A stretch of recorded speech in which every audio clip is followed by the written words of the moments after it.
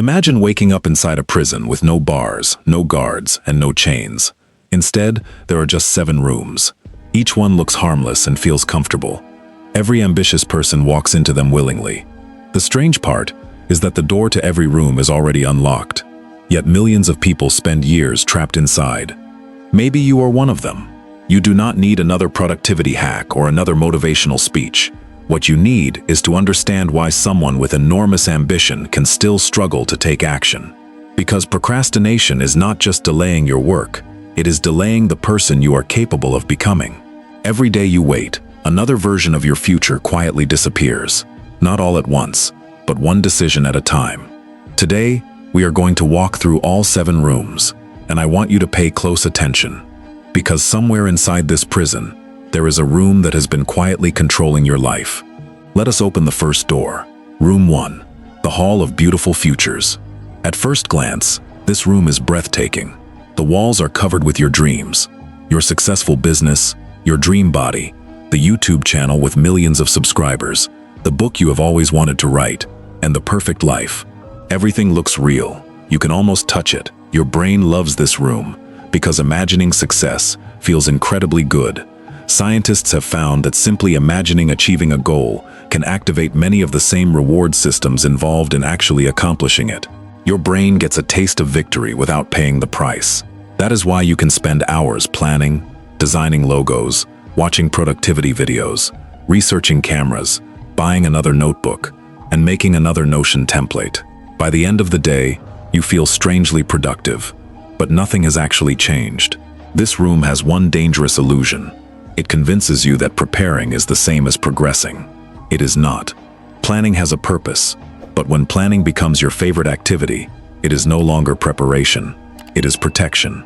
Protection from the uncomfortable moment when your dream meets reality.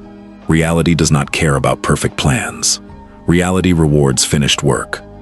The longer you stay in this room, the more your future starts looking like a movie.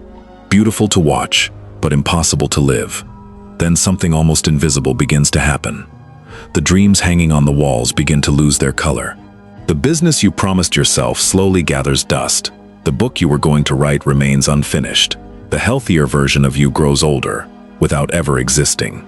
Not because your dreams disappeared, but because every day you delayed, they faded just a little more. Most people never realize they are trapped here. They simply keep decorating their future instead of building it. Then one day they wonder where the years went. The answer is that they spent them imagining tomorrow instead of living today. The door opens. Another room waits. Room 2, the mirror that never lies.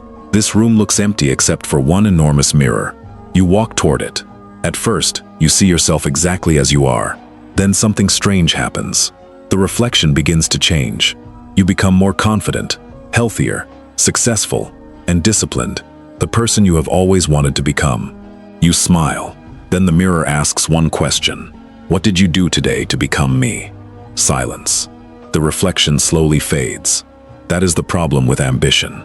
We love identifying with our future selves. I am going to build a company. I am going to get fit. I am going to become financially free. Those identities feel exciting. They make us feel important. But identities are not built by announcements. They are built by evidence. Imagine calling yourself a runner without ever running, or a writer without writing. Eventually, your brain notices the contradiction. And every time you postpone action, it becomes harder to believe your own story. Confidence does not disappear overnight. It erodes quietly.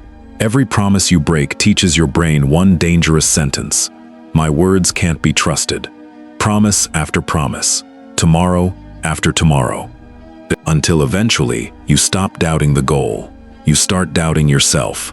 Until your future self becomes someone you admire, instead of someone you are becoming. The mirror is not your enemy. It is simply honest. It reflects your habits, not your intentions. You step away.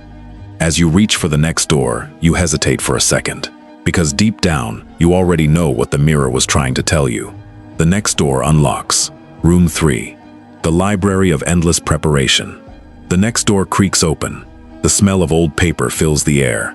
This room is enormous. Shelves stretch farther than you can see. Every book promises the same thing. The complete guide. The ultimate blueprint. The secret method, the perfect strategy. Every answer seems to be waiting somewhere inside these shelves. So you start reading. One book becomes 2. 2 become 10. Then courses, podcasts, newsletters, and more videos. Months pass, you know more than ever. Yet somehow, your life looks exactly the same. Knowledge is powerful, but knowledge has a strange side effect. Sometimes learning feels so productive that your brain mistakes preparation for progress. That is why some people become addicted to learning, not because they love knowledge, but because it lets them postpone being a beginner. Imagine spending 10 years reading about swimming, studying Olympic techniques, buying expensive goggles, and watching documentaries. Could you survive 5 minutes in deep water? Probably not, because understanding something and becoming someone are two completely different things. Knowledge only changes your life after it crosses one invisible bridge: action. The library has a rule written above every shelf: one more chapter before you begin. That is how it traps ambitious people. It does not stop you from learning. It convinces you that learning is enough. But here is the truth. The world does not reward what you know. It rewards what you build, what you finish, and what you contribute. Some of the most successful people in history started before they felt ready. Some of the smartest people never start at all. As you leave the library, you notice something written on the exit door. The prison never asked you to know everything. It only asked you to begin. 3 rooms behind you, 4 still ahead. And with every door, the prison becomes more difficult to escape. Room 4, the Garden of Tomorrow. At first, this room feels peaceful. There is sunlight, fresh air, and a beautiful garden stretching as far as you can see. In the middle, a gardener is planting seeds. Every few minutes, he digs them back up, stares at them, shakes his head, and plants them again. You watch him repeat this all day. Finally, you ask, "What are you doing?" He smiles. "I am checking if they are growing." Ridiculous, right? But think about your own goals. You go to the gym for 3 days, then wonder why nothing changed. 2 uploads, 5 days, almost no views. Suddenly, your brain whispers, "Maybe this just isn't for me." You study for 1 week, then decide you are just not smart enough. Every time progress feels slow, you start over. New routine, new app, new strategy, new motivation. You never stay in one place long enough for the roots to grow. Growth is invisible before it is obvious. The seed does not become a tree because it was planted. It becomes a tree because someone stopped digging it up. Consistency is not exciting. It is almost painfully boring. But boring things build extraordinary lives. The gardener stands up, brushes the dirt from his hands, and points toward the next door. Most people never make it past this room. You keep walking. Room 5, the theater of approval. You open the 5th door, and nobody notices you. At least that is what you think. Then the lights switch on. Hundreds of people are sitting silently, every single one staring toward the stage. You step closer. The spotlight suddenly follows you. The person standing on stage is you. A voice whispers from somewhere in the darkness. What if they laugh? Another voice joins. What if you fail? Then another. What if it isn't good enough? What if someone online makes fun of you? You freeze. The audience has not said a single word, yet you have already imagined their judgment. That is how fear works. It does not wait for criticism. It creates it. Most ambitious people do not procrastinate because they hate working. They procrastinate because action makes them visible. Visibility creates vulnerability, and vulnerability feels dangerous. So they stay hidden. Not because they are incapable, but because staying invisible protects something even more fragile: the story you have been telling yourself. As long as you never begin, your potential can never be disproven. And strangely, that feels safer than discovering the truth. But safety has a price. Every day you hide, someone else becomes brave enough to build the life you wanted. Nobody remembers the person who almost started. The world remembers the people who kept going, even when they looked ordinary in the beginning. The lights begin to fade. The audience slowly disappears, row after row, seat after seat, until the entire theater is empty. You look around. There was never anyone judging you, only your fear. One door remains, and somehow it feels heavier than all the others. Room 6, the Hall of Endless Noise. You push open the next door and immediately hear thousands of voices crashing over you like a relentless wave. You should wake up at 5 a.m. No, Sleep 8 hours if you want to perform at your best. Work harder. Work smarter, not harder. Manifest your dreams. Hustle until your haters ask if you're hiring. Slow down and practice self-care. Optimize everything. Your morning routine, your Notion dashboard, your sleep cycles, even your water intake. Every voice sounds utterly confident, backed by polished graphics, viral clips, and testimonials from people who claim to have cracked the code. Every voice promises certainty in an uncertain world. The louder they become, the harder it is to hear your own quiet inner voice trying to guide you. This room is not filled with bad advice. That is what makes it so dangerous. It is filled with too much advice. Good advice, contradictory advice, recycled advice, and brand new advice that feels revolutionary. Every new opinion hits like another shortcut, another secret hack, another guarantee that this will finally be the thing that changes everything for you. So you keep searching. One podcast episode leads to another. One creator's morning routine replaces the last one you tried. One productivity system interrupts the previous one before you even finish setting it up. You fall into the endless scroll of ultimate guides, 10x your life videos, and meticulously curated threads promising transformation in just 21 days. You spend so much time searching for the perfect answer that you never give any single answer enough time to actually work. The information feels productive. Consuming it gives you that familiar dopamine hit of learning and leveling up. But in reality, you are stuck in a loop of consumption without creation, research without results, preparation without progress. The room keeps feeding you more voices, more systems, more gurus, until your mind is cluttered with competing philosophies and your calendar is full of half-started experiments. Imagine trying to dig a well in search of water. You start digging in one spot, go down 1 meter, but then you hear about a supposedly better location just a few steps away. So you move and dig another meter there. Then another voice tells you about a new technique or tool that promises faster results, and you abandon that hole too. After months of hard work and sweat, you have dug dozens of shallow holes scattered across the ground. None of them are deep enough to reach the water. You have invested enormous effort, yet you remain thirsty. This is exactly what happens when you chase every new trend, tactic, or framework without commitment. Focus is not merely the ability to concentrate for a short burst. It is the courage to ignore. It is the discipline to say no, firmly and repeatedly, to the flood of options, shiny objects, and what-ifs. Every time you say yes to one clear direction, you are deliberately saying no to 100 others.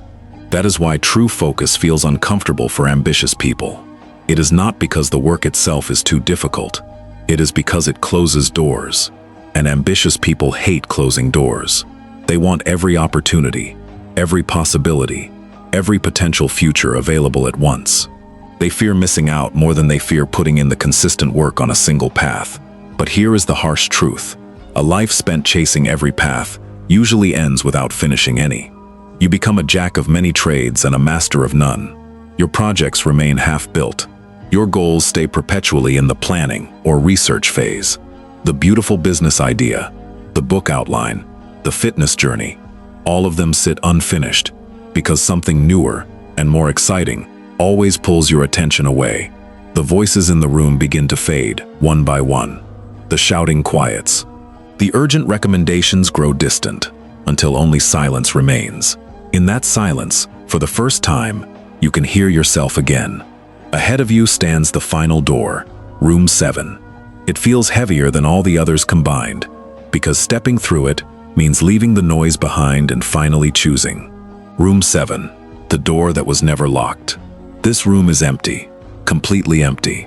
No furniture, no mirrors, no books, no distractions. Only a single wooden door. You walk toward it. It is old and heavy, covered in scratches from people who tried to force it open. You place your hand on the handle. It turns effortlessly.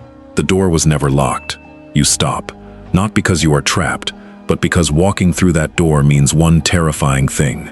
Tomorrow, your excuses will not have anywhere left to hide. If you leave this room, there will be no one left to negotiate with except yourself. You look back. The prison is silent. Every room you walk through is still there. The dreams, the mirror, the library, the garden, the theater, the endless noise. For a moment, they almost seem to call you back, because comfort has a strange way of pretending to be home. Then you notice something written on the wall. The prison was never built to keep you inside. It was built to convince you that tomorrow was a better day to leave. And suddenly, everything makes sense. The dreams, the planning, the waiting, the fear, the distractions, none of them were chains. They were choices. Repeated so many times, they started feeling permanent. Freedom does not arrive when life becomes easier. Freedom begins the moment you stop negotiating with yourself.